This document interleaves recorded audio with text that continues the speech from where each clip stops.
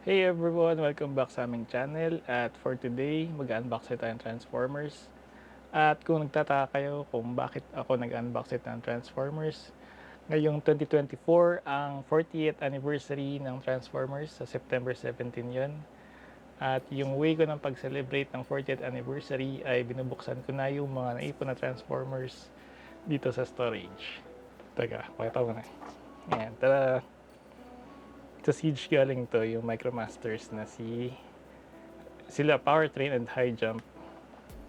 And dati kasi, hinahanap ko to lagi sa Lazada and sa Shopee or sa Facebook Marketplace, kaya lang laging wala.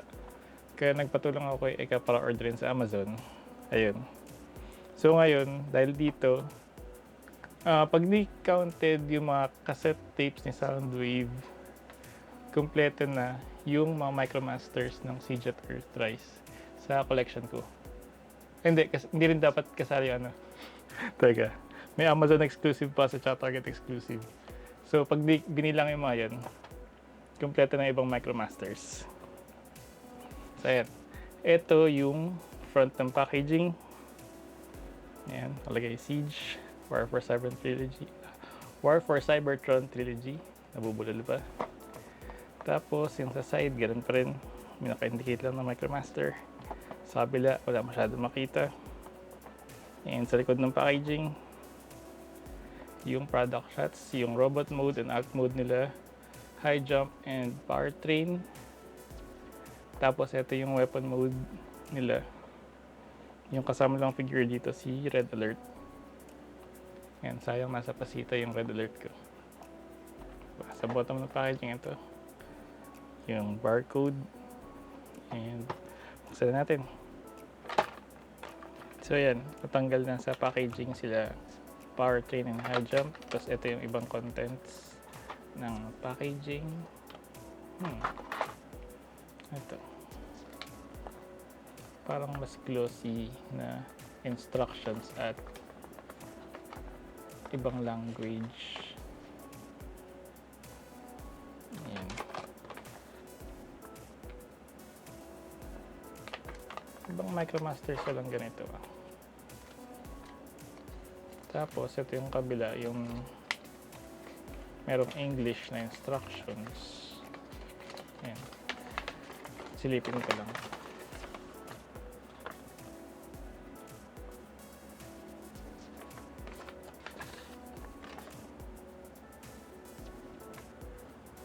Ayan. I-release natin sila sa mga elastic na to. Konti lang naman, 4 lang.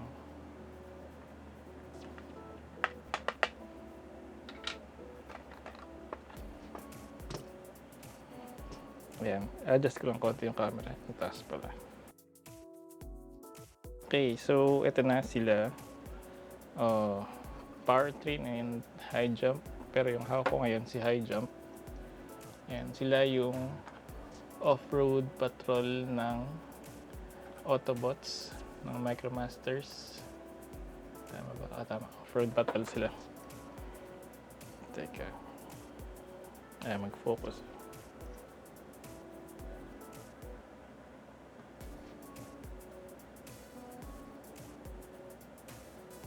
Yan, si Highjump.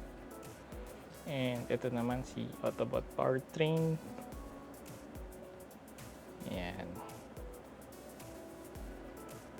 At subukan na natin silang i-transform.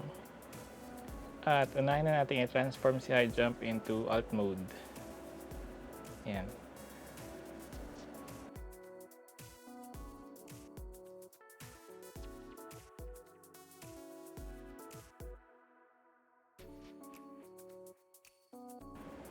Yan. Yun yung kanyang alt mode.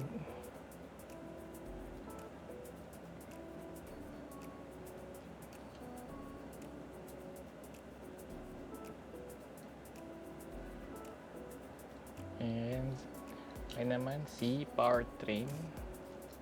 Ang susubukan natin i-transform into alt mode.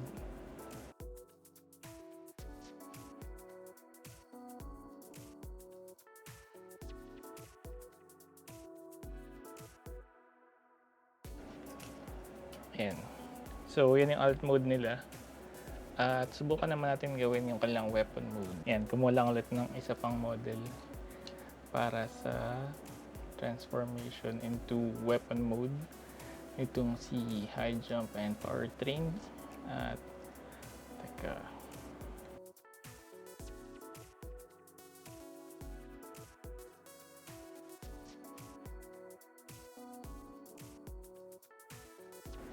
Okay. And ito naman si Highjump.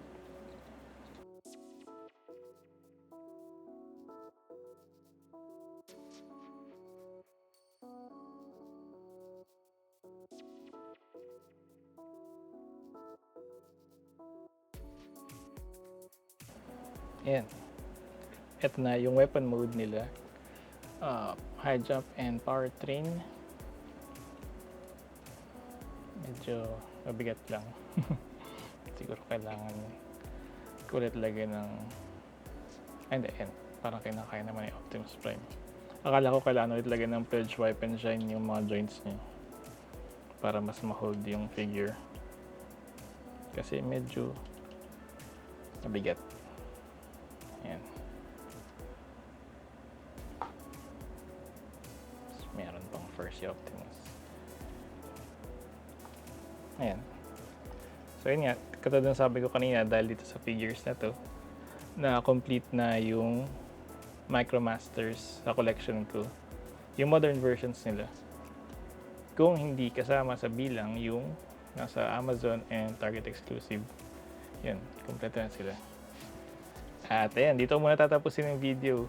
Kung nagustuhan nyo, hit like and subscribe. At kung di naman, okay lang kung hindi kayo mag-subscribe. Wala namang pilitan. Ayan, so hanggang sa susunod na video, kita-kita na lang. Ay, hindi pala. Ako lang makikita nyo, kaya hindi ko kayo makikita. Hanggang sa susunod na video, bye-bye!